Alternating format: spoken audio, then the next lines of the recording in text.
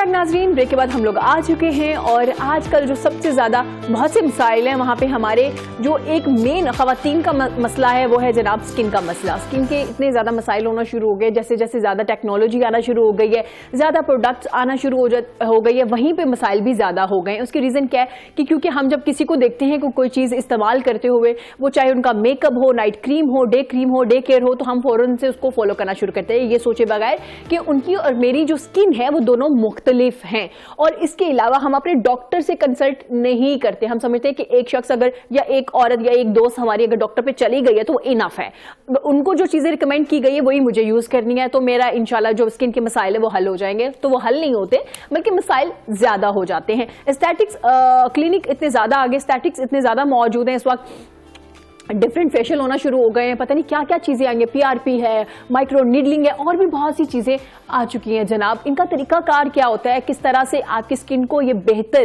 بلکہ خوبصورت بناتے ہیں, کیا یہ واقعی آپ کے لیے فائدے مند ہیں, اور کس ایج میں جا کے آپ کو اپنا یہ والا سکن ٹریٹمنٹ لینا چاہیے, یقیناً اس حوالے سے ہم بات کریں گے. ہمارے ساتھ بات کرنے کے لیے ہماری بڑی پیاری مہمان ڈاکٹر مہوش حسن موجود ہیں جو ڈرماٹولوجسٹ ہیں.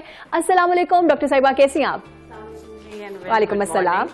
ڈاکٹر صاحبہ, جیسے میں نے ذکر کیا, جیسے جیسے زیادہ چیزیں آنا شروع ہو گئی ہیں, اتنی ایکسپینسو پروڈکٹ ہوتی ہے, سب کچھ کر رہے ہوتے ہیں, لیکن اسی کے ساتھ ساتھ مسائل بھی زیادہ ہونا شروع ہو گئے, تو کیا سمجھتے ہیں کیا ریزن ہے؟ ریزن یہی ہے کہ ایکسیسو یوز ہو گیا پروڈکٹس کا. اوور دا کاؤنٹر بہت سے پروڈکٹس لیے جاتے ہیں, بغیر ڈرمیٹولوجسٹ کی ریکمنڈیشن کے اپلائی کیے جاتے ہیں. اپلائی کرنے کا طریقہ ٹھیک نہیں ہوتا, کنسسٹنسی میڈیسن کی ٹھیک نہیں ہوتی, ٹھیک ہے, تو اس وجہ سے آپ کو ایکنی ہوتی ہے, بہت زیادہ اسکن کے ایشوز سٹارٹ ہو جاتے ہیں. اچھا, مطلب یہ مسئلہ ہے, مطلب چیزیں زیادہ ہو گئی اور بس ہمیں ہوتا ہے کہ بس ہم یوز کرنا شروع کر دیں, آئے وہ فائدہ مند ہمارے لیے ہے یا نہیں ہے. ڈاکٹر صاحب تھوڑا بتائیے گا, مائکرو نیڈلنگ جو آج کل سٹارٹ ہو گئی ہے, اس کا طریقہ کار کیا ہے اور یہ کس حد تک فائدے مند ہوتی ہے آپ کے لیے؟ جی, مائکرو نیڈلنگ نان انویزو پروسیجر ہے, سیف ہے, سمپل ہے, لیس ایکسپینسو ہے, اور بیسکلی بہت شارٹ پیریڈ آف ٹائم میں اس نے میس پاپولیرٹی حاصل کی ہے. بیسکلی مائکرو نیڈلنگ سمپل جو ہوتی ہے وہ ایک مختلف ڈیوائسز سے کی جاتی ہے. ٹھیک ہے, اس کو ہم بیسکلی ایکنی اسکارز کے لیے, کسی بھی قسم چوٹ کا نشان ہو یا کوئی جلے کا نشان ہو, برن اسکار جس کو ہم بولتے ہیں, ان سکارز کی ٹریٹمنٹ کے لیے یہ بہت افیکٹو ہے. پلس اس میں ہم کسی بھی قسم کی کوئی سیرم سکن میں پہنچانا چاہتے ہیں, کوئی میڈیسن سکن کی دوسری تہ تک پہنچانا چاہتے ہیں, تو ہم اس مائکرو نیڈلنگ کا بہت فائدہ اٹھا سکتے ہیں. ٹھیک ہے, بیسکلی جو سمپل مائکرو نیڈلنگ ہے ڈرما رولر سے کی جا سکتی ہے, ڈرما پین سے کی جا سکتی ہے. آپ کی سکن انہانس ہوتی ہے, آپ کے اوپن پورز بہتر ہوتے ہیں, آپ کا کمپلیکشن بہتر ہوتا ہے. اور اس کے ساتھ ساتھ جو اسپیسیفک ایک ٹیکنالوجی آئی ہے دیٹ از RF مائکرو نیڈلنگ, جس کا میں ذکر یہاں پہ ضرور کرنا چاہوں گی, بیکاز وہ ایک ایسی ٹیکنیک ہے جس میں کہ ریڈیو فریکوینسی کرنٹ ایڈ ہو جاتا ہے. بیسکلی ہوتا اس میں یہ ہے کہ مختلف نیڈل ٹپس ہوتی ہیں. آپ کے پاس 49 نیڈلز کی ٹپ ہو سکتی ہے, 81 کی ہو سکتی ہے, اور آئیز کے نیچے ہم 25 نیڈلز کی ٹپ یوز کرتے ہیں. اس میں ہوتا یہ ہے کہ انسولیٹڈ گولڈ پلیٹڈ نیڈلز ہیں جو کہ ڈیپ ڈرمس میں جائیں گی, سیکنڈ لیئر آف جو اسکن ہے ہماری, without damaging the top epidermis layer. ٹھیک ہے, اس میں یہ ہوتا ہے کہ جب وہ ڈرمس تک گئی ہیں, انہوں نے ایک ہیٹ پروڈیوس کرنی ہے جو کہ ریڈیو فریکوینسی کی صورت میں انجیکٹ ہو جاتی ہے, اینڈ اس کے صورت میں آپ کی جو نیا کولیجن بنتا ہے, اسکار بہتر ہوتے ہیں, نئی بلڈ سپلائی انکریز ہوتی ہے, تو آپ کی اسکن بہت فریش لگتی ہے. اچھا ٹھیک ہے. ڈاکٹر صاحب تھوڑا سا بتائیے گا کہ کس ایج میں آپ کو کروانی چاہیے, اور یہ آپ نے دیکھا ہوگا نا اکثر لوگوں کو ایکنی ہوتا ہے, اس کے بعد اسکن پہ کھڈے ہونا شروع ہو جاتے ہیں, عجیب سے تھوڑے اندر ہول سے بننا شروع ہو جاتے ہیں, تو کیا اس سے ان کو بھی فائدہ مل رہا ہوتا ہے, مطلب ان کی اسکن بھی کلیئر ہو جاتی ہے, جو ایک نیچرل ایک اسکن ہوتی ہے جو آپ کی ایک لیئر ہوتی ہے, کیا وہ واپس آ جاتی ہے؟ دیکھیں جی, اس میں آپ کی ایکسپیکٹیشن بہت ریئلسٹک ہونی چاہیے, اور بینگ اے ڈرمیٹولوجسٹ میرا یہ فرض ہے کہ میں ایک آنیسٹ اوپینین ہر پیشنٹ کو دوں, اور ہر پیشنٹ की जो इम्प्रूवमेंट है वो डिफरेंट है. ठीक है. किसी भी किस्म का स्कार होगा वो 100% इम्प्रूव नहीं किया जा सकता, जस्ट लाइक अ फ्लॉलेस स्किन, लेकिन हम उसको 90% तक इम्प्रूव कर सकते हैं. इतना इम्प्रूव कर सकते हैं कि बाय 1 फीट आप उसको रिकग्नाइज ना कर सके. I think that should be the goal, अगर हम उसको इम्प्रूव कर लें. इसमें मसला ये है कि पेशेंट को शुरू में ही जानना है कि उसको कितने सेशंस चाहिए, और वो एक्चुअली डर्मेटोलॉजिस्ट आपको ना फर्स्ट सिटिंग में मिनिमम तो बता सकते हैं कि 3 to 5 एटलीस्ट चाहिए होते हैं to attain a desired result, but everyone is different. बाज दफा हम 3 to 5 कहते हैं, 3 के बाद पेशेंट को जरूरत ही नहीं पड़ती.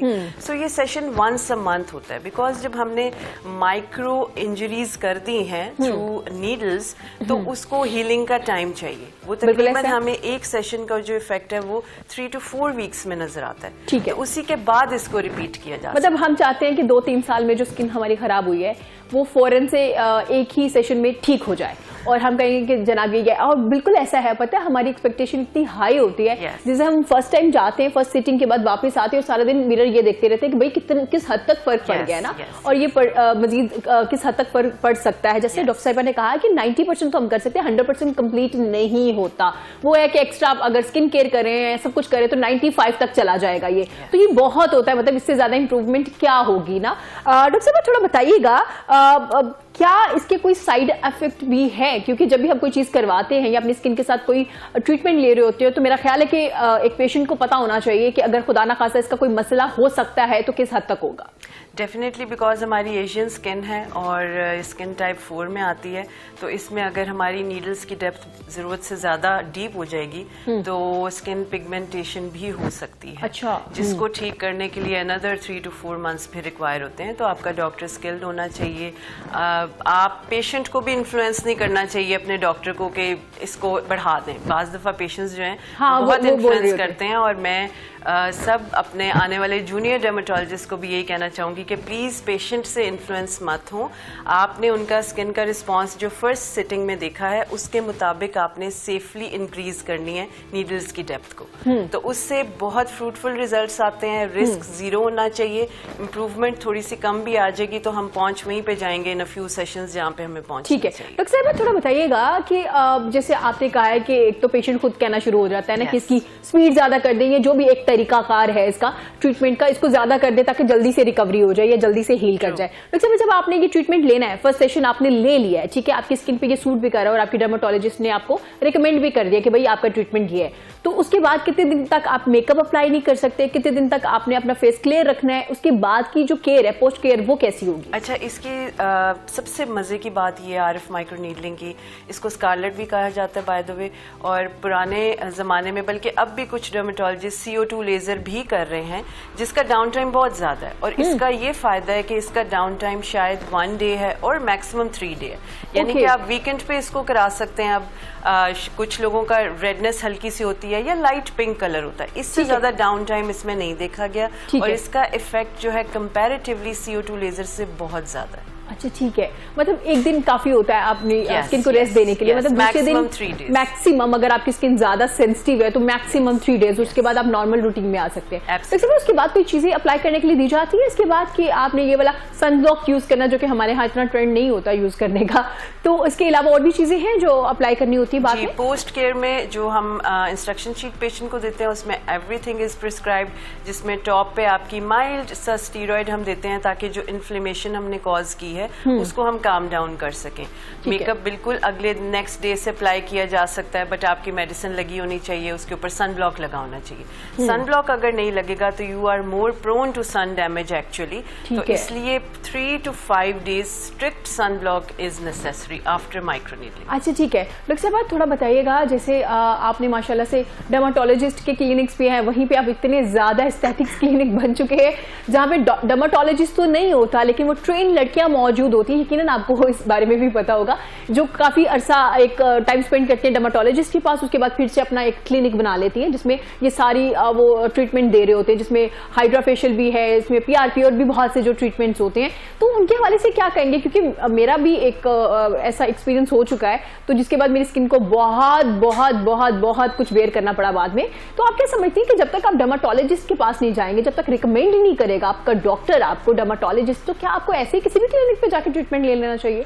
I really appreciate your question because this is extremely important. आपने सबसे पहले देखना है कि डर्मेटोलॉजिस्ट की डिग्री क्या है, उसका एक्सपीरियंस कितने इयर्स का है. मिनिमम 5 to 7 इयर्स का एक्सपीरियंस होना चाहिए. उसके बाद किसी भी ट्रेन टेक्नीशियन को, अगर तो वो अंडर डर्मेटोलॉजिस्ट काम कर रहा है और dermatologist on top of the head खड़ा हुआ है, देन इट्स फाइन कि सेटिंग्स जो है वो डर्मेटोलॉजिस्ट सेट कर सकता है और जो टेक्नीशियन है वो आपका प्रोसीजर कर सकता है. But to be very honest, मेरी इस पे भी तसल्ली नहीं होती. I take care of my every patient independently. और अगर आप डॉक्टर से ट्रीट होंगे, नो मैटर, देखें माइक्रो नीडलिंग में प्लीज आप सस्ते की ऑप्शंस पे मत जाएं. हाँ, एक because simple micro needling less expensive है और जो RF माइक्रो नीडलिंग है it is expensive just because of the tip, क्योंकि एक पेशेंट पे यूज नहीं की जा सकती और समटाइम्स एवरी टाइम हमें टिप चेंज भी करनी पड़ती है बिकॉज नीडल्स जब अंदर जाती हैं बार बार स्किन में तो वो ब्लंट हो जाती हैं. जब वो ब्लंट हो जाती हैं तो वो काम की नहीं रहती, तो इसलिए हमें टिप चेंज करनी पड़ती है आफ्टर एवरी 2 सेशंस या एवरी सेशन. तो इसलिए आपने ये कोशिश करनी है कि एवरी टाइम जब आप जाएं 5 मिनट्स के लिए आपको डर्मेटोलॉजिस्ट ज़रूर देखे, आपकी स्किन को असेस करे. उसके बाद अगर कोई उनकी हेल्प है और वो डॉक्टर है तो वो बेस्ट है. असिस्टेंट भी हो तो वो डॉक्टर हो तो वो बेस्ट ऑप्शन है टू. बिल्कुल यहीं से कंटिन्यू करेंगे अपना सेगमेंट. यहाँ वक्त हुआ छोटी सी न्यूज ब्रेक का. ब्रेक के बाद हाजिर होंगे. देखते रहेगा पाकिस्तान के साथ.